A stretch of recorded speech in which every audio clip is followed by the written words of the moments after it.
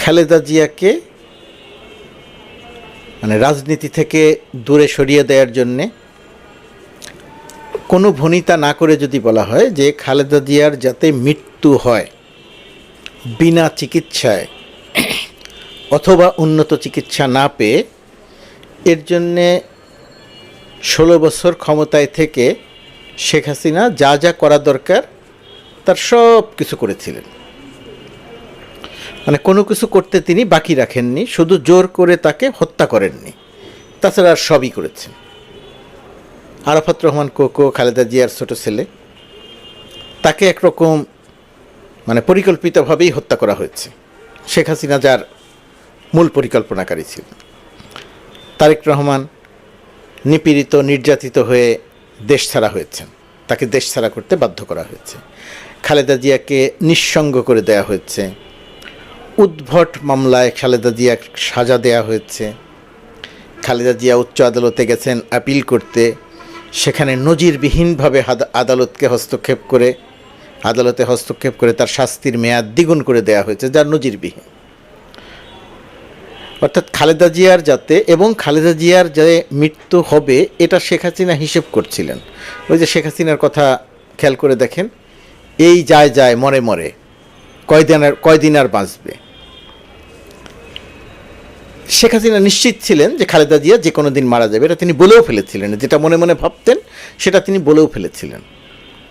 সেই খালেদা জিয়া যে এভাবে ফিরে আসবেন, এভাবে তিনি আবার দেশের মানুষের সামনে আসবেন, শেখ হাসিনা আমি নিশ্চিত যে কোনোদিন সেটা ভাবেন নাই। বিএনপি নেতাকর্মীদের কতজন ভাবতে পেরেছেন আমি জানি না।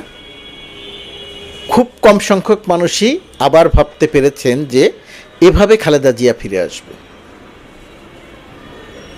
বলতে কোনো দ্বিধা নেই, আমি নিজেও কখনো এইভাবে ভাবিনি যে দানব শেখ হাসিনার করাল মুক্ত হয়ে বেগম খালেদা জিয়া আবার কখনো এমন স্বাধীন অবস্থায় ফিরে আসবেন, উন্নত চিকিৎসার জন্যে দেশের বাইরে যেতে পারবেন।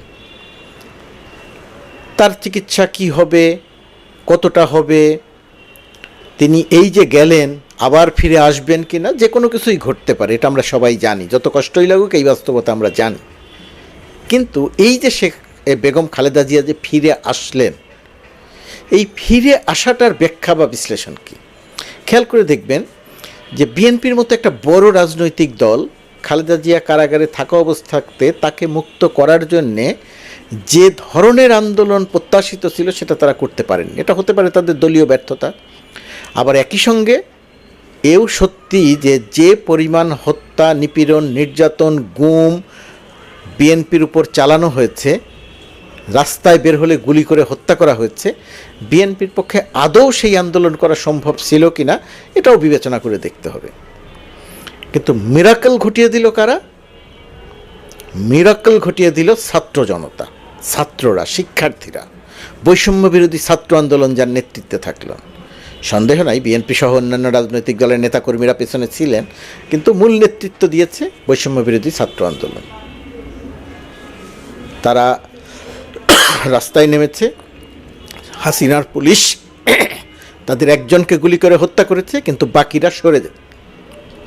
এই যে সরে গেল না, শেখ হাসিনার পতন হলো, বেগম খালেদা জিয়া মুক্ত হলেন, আরও অনেক ঘটনা ঘটল। তার মানে হচ্ছে আমি বিশ্বাস করতে চাইব, দুঃখিত, এই যে খালেদা জিয়ার মুক্ত হওয়া, ফিরে আসা, এর পেছনের যে মূল কারিগর বৈষম্য বিরোধী ছাত্র আন্দোলনের নেতারা, ছাত্র জনতা, এদেশের ছাত্র জনতা, অবশ্যই বিএনপি তার সঙ্গে আছে কিন্তু মূল নেতৃত্বে নয়, এদেরকে বিএনপি কখনোই ভুলে যাবে না। আমি নিশ্চিত খালেদা জিয়া কোনোদিন ভুলবেন না, আমি এও নিশ্চিত যে তারেক জিয়াও ভুলবেন না। এদেরকে সবসময় মনে রাখবেন। রাজনীতিতে মতপার্থক্য থাকবে, দ্বিমত হবে, মন কষাকষি হবে, দূরত্ব তৈরি হবে, কিন্তু আমি বিশ্বাস করতে চাইব যে এদেরকে কোনোদিন বিএনপির রাজনীতি তাদেরকে ভুলে যাবে না। কি হবে সেটা আগামী দিনগুলোতে দেখা যাবে। খালেদা জিয়ার ক্ষেত্রে এবং জিয়াউর রহমানের ক্ষেত্রে একটা অদ্ভুত মিল আছে। জিয়াউর রহমানের বিস্তারিত ইতিহাসে যাব না, খেয়াল করে দেখবেন জিয়াউর রহমানের কিন্তু এইভাবে দেশের রাষ্ট্র ক্ষমতায় আসার কথা ছিল না।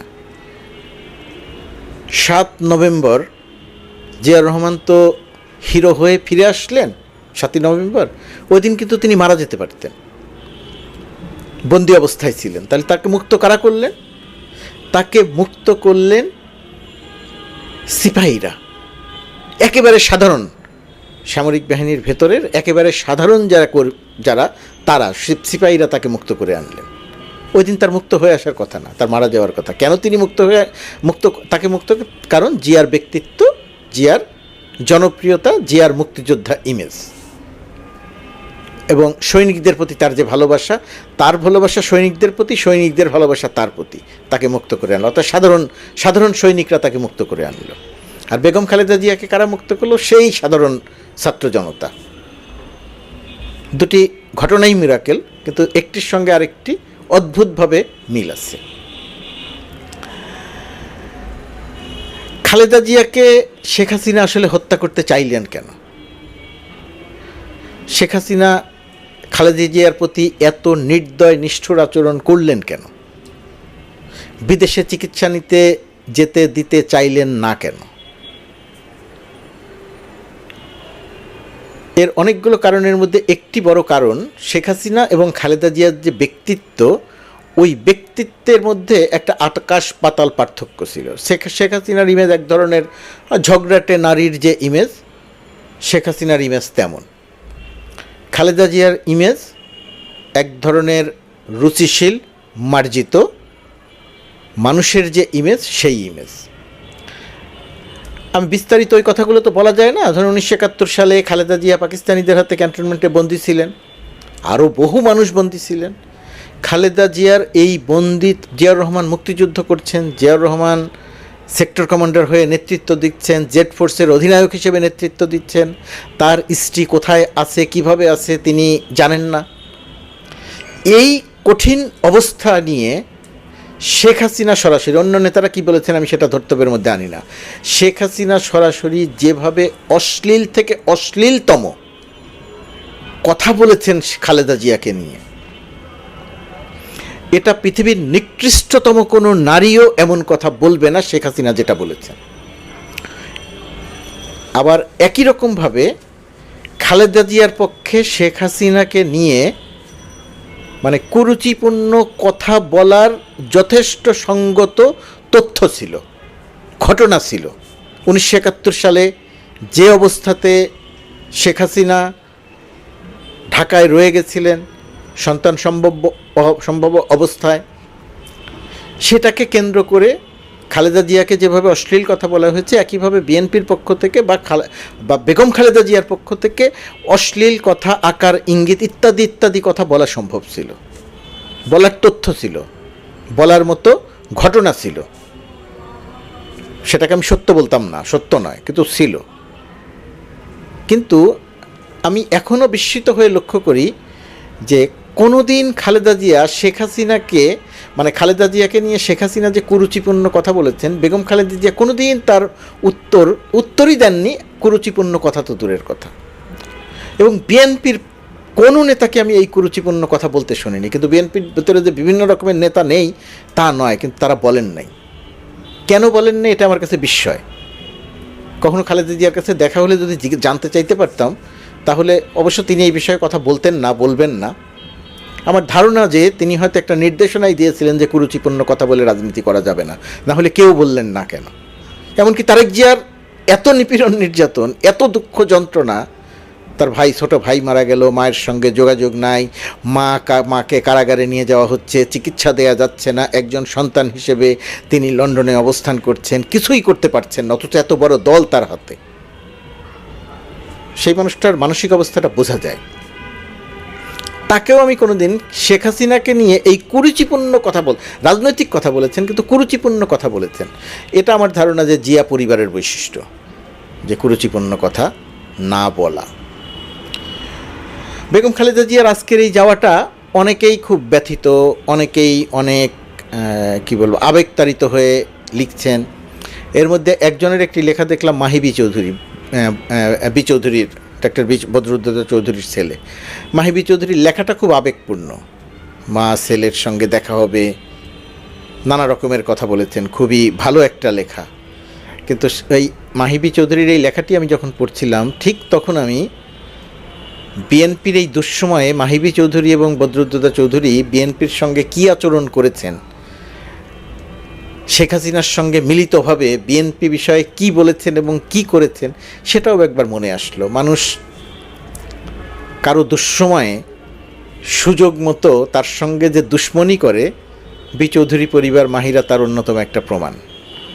জানি না পরবর্তীতে এখন তার বিএনপির সঙ্গে তার সম্পর্ক কি হবে, তারেক জিয়া বিষয়টি কিভাবে নেবেন, খালেদা জিয়া যদি আবার ফিরে আসেন তিনি কীভাবে নেবেন জানি না, কিন্তু এরকম মানুষ বহু আছে এখন যারা আবেগতাড়িত, যাদের হতে দেখছি।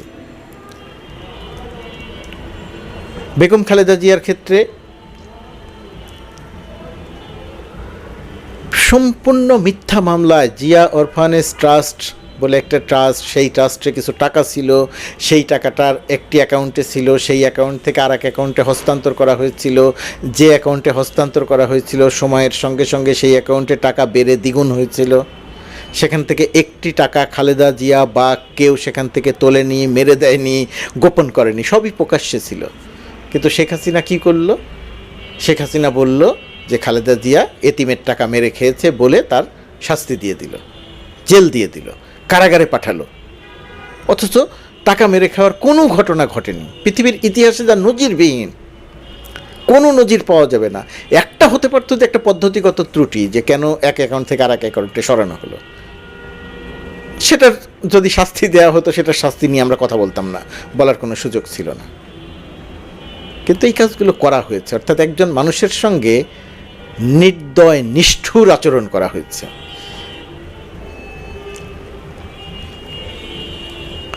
আসিফ নজরুল একটি কথা বলেছেন, তার ফেসবুক পেজে লিখেছেন, খালেদা জিয়ার সঙ্গে এই সম্প্রতি দেখা করতে গিয়েছিলেন।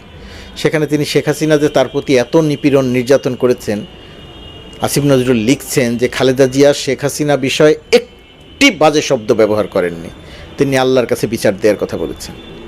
মানে একজন মানুষের কতটা শক্ত হলে, কতটা রুচিবোধ থাকলে, কতটা মার্জিত থাকলে এরকম কথা বলা যায়।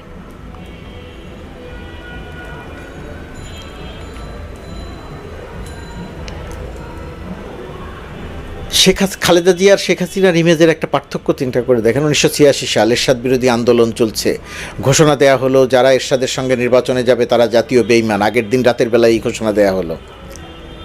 রাতের বেলায় মিটিংয়ের পরে, ঘোষণার পরে শেখ হাসিনা এরশাদের সঙ্গে লং ড্রাইভে গিয়ে, এরশাদ নিজে বলেছেন কথা, লং ড্রাইভে গিয়ে বলা হয় এরশাদের কাছ থেকে টাকা নিয়ে শেখ হাসিনা নির্বাচনে যাওয়ার ঘোষণা দিলেন। 86 সালে নির্বাচন করলো শেখ হাসিনা, আওয়ামী লীগ। খালেদা জিয়া নির্বাচন করলেন না, আপোষহীন ইমেজ পেলেন। 1991 সালে শেখ হাসিনা নিশ্চিত ছিলেন নির্বাচনে বিজয়ী হয়ে ক্ষমতায় আসবেন, মন্ত্রিপরিষদ গঠন করে ফেলেছিলেন। দেশের মানুষের ভালোবাসায় বিজয়ী হলেন খালেদা জিয়া, শেখ হাসিনা বিজয়ী হতে পারলেন না। মানে বেঈমানকে মানুষ ভোট দিল না। 96 সালে দেশের মানুষের কাছে মাপ চেয়ে তারপরে শেখ হাসিনা ভোট পেয়েছিলেন, ক্ষমতায় এসেছিলেন। তারপরের শেখ হাসিনার ইতিহাস মানে জোর করে দখল করে ক্ষমতায় থাকার ইতিহাস। শেখ হাসিনা স্বৈরাচার, এদেশে স্বৈরাচার দুইজন, একজন শেখ হাসিনা, একজন এরশাদ। বেগম খালেদা জিয়া আপোষহীন নেত্রী। বেগম খালেদা জিয়ার নামে স্বৈরাচারী ইমেজ নাই, স্বৈরাচারী নাই। অদ্ভুত। বেগম খালেদা জিয়াই বাংলাদেশের সবচেয়ে জনপ্রিয় নেত্রী, জনপ্রিয় রাজনীতিবিদ, যিনি যতগুলো আসন থেকে নির্বাচন করেছেন, ভোট হয়েছে যেগুলোতে, প্রতিটি আসন থেকে বিজয়ী হয়েছেন, দেশের বিভিন্ন জায়গা থেকে বিজয়ী হয়েছেন। শেখ হাসিনা তার শ্বশুরবাড়ির আসন থেকে জিততে পারেননি, শেখ হাসিনা তার বাবার আসনগুলো থেকে জিততে পারেননি, বাবার সাদেক হোসেন খোকার সাথে ঢাকা 7 থেকে পরাজিত হয়েছেন, মেজর মান্নানের কাছে ঢাকা 10 আসনে পরাজিত হয়েছেন। তার বহু ইতিহাস তার পরাজিত হওয়ার, সাধারণ মানুষের কাছে পরাজিত হয়েছেন। শেখ হাসিনার সাথে আসলে খালেদা জিয়ার কোনো তুলনাই চলে না। তো সেরকম একটা অবস্থার মধ্যে বেগম খালেদা জিয়া এখন লন্ডনে গেলেন, সেখান থেকে হয়তো তিনি আমেরিকায় যাবেন। জিয়া পরিবারের সঙ্গে তারেক রহমান, তার স্ত্রী, সন্তান, আরাফাত রহমান কোকো, তার স্ত্রী, সন্তানদের সঙ্গে তার দেখা হবে, বহুদিন পরে একসঙ্গে হবে এই পরিবারটি।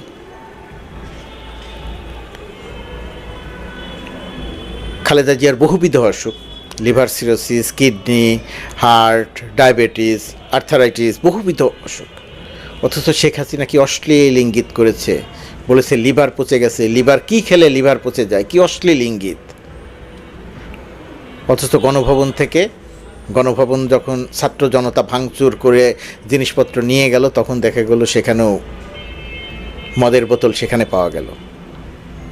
এটা নিয়ে কিন্তু শেখ হাসিনা যেভাবে অশ্লীলতা করেছেন, বাংলাদেশের কোনো মানুষ কিন্তু এটা নিয়ে অশ্লীলতা করেন নাই।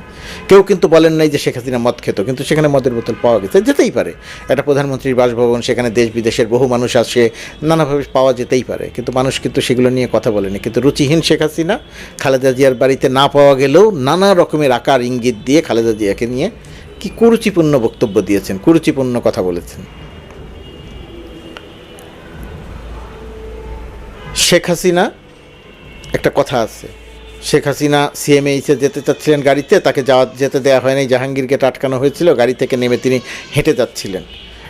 তার বক্তব্যে, সেদিনই সিদ্ধান্ত নিয়েছিলাম ওই বাড়িতে আর থাকা লাগবে না, মানে ক্যান্টনমেন্টের বাড়িতে শেখ হাসিনার খালেদা জিয়ার আর থাকা লাগবে না। কথা আছে, ডিসি বের সুযোগ পেয়েই ডিসি বের করে বক্তব্য আছে, দেখে নিয়ে ইউটিউব থেকে। খালেদা জিয়াকে বাড়ি ছাড়া করেছিলেন শেখ হাসিনা, ওই একদিনই খালেদা জিয়াকে কাঁদতে দেখা গেছে। তাছাড়া সে এত শক্ত মানুষ, তাকে কাঁদতে দেখা যায়নি। খালেদা জিয়াকে বাড়ি ছাড়া করেছিলেন। আর এদেশের ছাত্র জনতা, খালেদা জিয়া কিন্তু করেননি, এদেশের ছাত্র জনতা শেখ হাসিনাকে দেশ ছাড়া করেছে। খালেদা জিয়াকে বাড়ি ছাড়া করেছিলেন। খালেদা জিয়া রাজনীতিতে প্রাসঙ্গিক ছিলেন, এখন আরও প্রাসঙ্গিক। শেখ হাসিনাকে দেশ ছাড়া করা হয়েছে, শেখ হাসিনা রাজনীতিতে অপ্রাসঙ্গিক, আওয়ামী লীগ রাজনীতিতে অপ্রাসঙ্গিক। পৃথিবীর ইতিহাসে বিরল ঘটনা। প্রধানমন্ত্রী, তার 300 এমপি, মন্ত্রী, মসজিদের খতিব সহ সব মানুষ, সবগুলো পালিয়েছে, মানে চুরি বাটপারি করে সবাই পালিয়েছে। বিএনপিকে বা খালেদা জিয়াকে কিন্তু পালাতে হয়নি। শেখ হাসিনার জন্য অবাক হওয়ার সম্ভবত আরও বাকি আছে। আমার ধারণা খালেদা জিয়া লন্ডন এবং ইউএসএ যাবেন কিনা জানি না, চিকিৎসা নিয়ে ফিরে আসবেন, নির্বাচন করবেন, এমপি হবেন, প্রধানমন্ত্রীও হবেন। শেখ হাসিনাকে এটা দেখতে হবে। আর খালেদা জিয়ার ইমেজের কথা একবার চিন্তা করে দেখেন।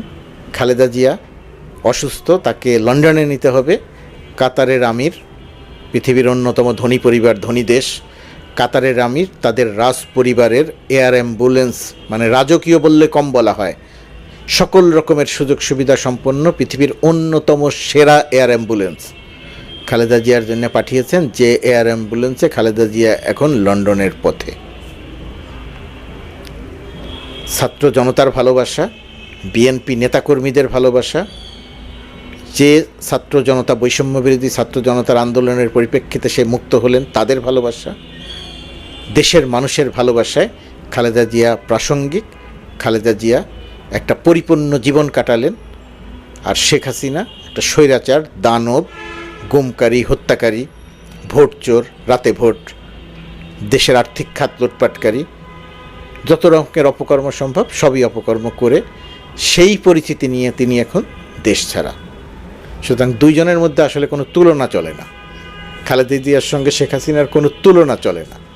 খালেদা জিয়া যদি আকাশে থাকেন, শেখ হাসিনা পাতালেও নয়, তারও নিচে।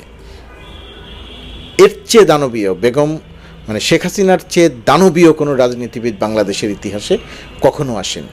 পৃথিবীর ইতিহাসে হয়তো এসেছে, কিন্তু বাংলাদেশের ইতিহাসে কখনো আসেনি যে ঠান্ডা মাথায় মানুষ খুন করতে পারে, মানুষ খুন করে অভিনয় করতে পারে।